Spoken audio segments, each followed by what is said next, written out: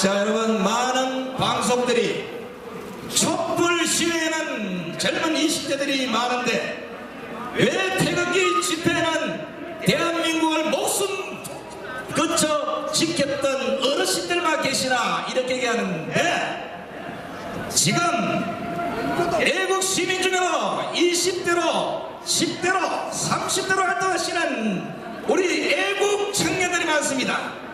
자, 우리 그 애국 청년 중에 20대가 20대에게 드리는 호소문을 오늘 직장생활 하시는 우리 이민규 씨를 직접 불러서 들어보도록 하겠습니다. 네, 태극기를 여러분 환영해 주십시오.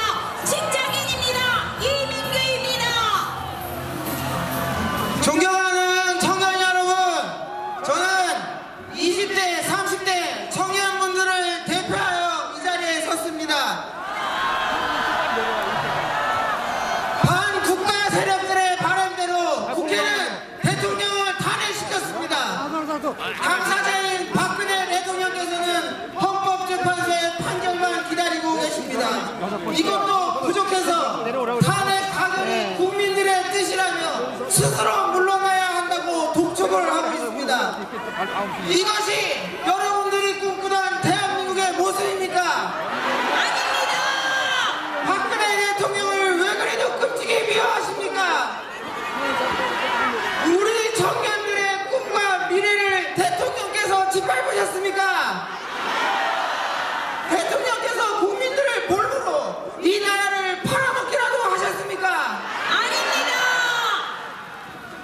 현행 헌법의 대통령 중심제 하에서 대통령을 당선시킨 정당, 즉 여당 인사들은 그 순간 권력의 기득권층이 된다고 생각합니다. 김영삼 대통령 아들 김현철 씨는 소통령으로 불리며 인사와 이권 개입 등의 마구잡이로 정권을 휘둘렀습니다. 김대중 대통령 아들 3명은 뇌물을 받아 그 중에 2명이 감옥을 갔습니다.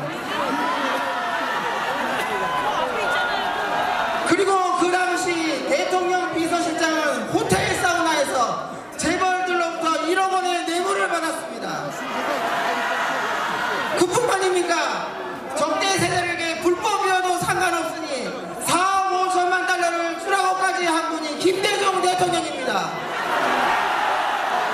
그 깨끗하고 청렴해 보였던 고 노무현 전 대통령, 가족들, 측근들 도대체 무슨 짓을 했습니까? 박연차 게이트의 강금원 회장, 노건평 형님, 권양숙 여사, 그 딸인 노정현 씨 등등 전부 비리의 위법 행위로 처벌되거나 처벌을 피해가고 말았습니다. 심지어 2007년 UN 대북 이권 결의안의 표결에 대한민국의 의사표현을 북한의 결재 기권이냐 반대냐 여부를 결재를 받고 기권표를 결국 던지고 말았습니다. 그 당사자가 바로 문재인 씨입니다. 이명박 전 대통령 형인 이상득 전 의원, 만사형통이라 불리며 온갖 국정농단을 일삼았고 결국 형과 측근들은 감옥에 갔습니다. 현 정부의 모금 관련 사건 정확한 이해가 필요합니다. 여러분, 미래재단, K스포츠재단에 800억에 달하는 대기업을 상대로 모은 기금이 거의 그대로 남아 있습니다. 여러분, 최순실 씨는 잘못했는데 이를 횡령하지는 않았다는 것입니다. 여러분, 역대 정부 가운데 대기업을 상대로 출연금을 모금을 받아 공익사업을 벌이지 않은 정부가 없습니다. 대통령과 정부가 정책 성과를 위해 기업들의 협조를 구한 사례는 비일비재했었고, 이는 사실상 통치행위의 범죄에 속하는 것으로 판단되어 강요나 뇌물수수 혐의로 단죄된 경우는 단 한 번도 없었습니다. 과거 노무현 정부에서도 재단 사업을 벌여 대기업을 상대로 기금을 모금해온 일들이 이어져 왔습니다.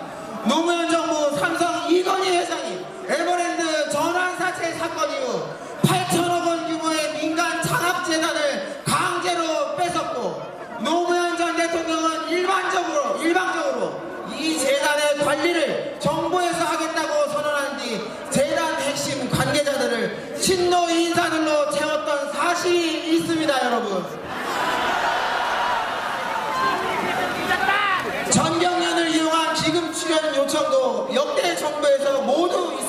있습니다. 김대중 노무현 정부 당시 정경련으로부터 북한의 현물 지원을 모금받았는데 그 금액이 무려 40억 5,700만 달러, 당시 가치로 4조 5천억이었다고 합니다.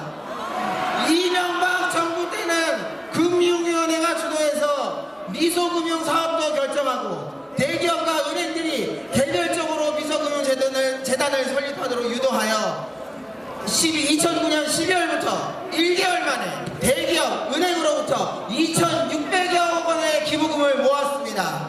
또한 이 밖에도 이명박 정부 때 대기업의 대중소기업협력재단을 만들기로 결정하고 7,184억을 모금하였고 2010년 12월에는 동반성장위원회가 설립되어 40억 원을 지원받았습니다.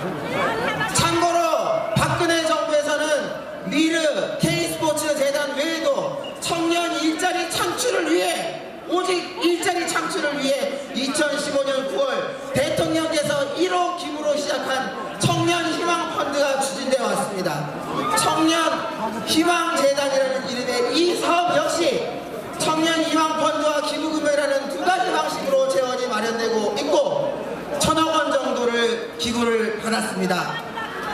따라서 박근혜 정부에서 미르재단, K스포츠 재단, 청년 일자리 창출 희망 펀드가 문제가 된다면 노무현 정부 때 이건희 회장의 장학재단 몰수와 그 대가성으로 이 회장에 대한 사면을 단행한 사실은 역대 최대 규모이자 대가성마저 드러나 더 큰 문제가 된다고 생각하시는데 동의하십니까?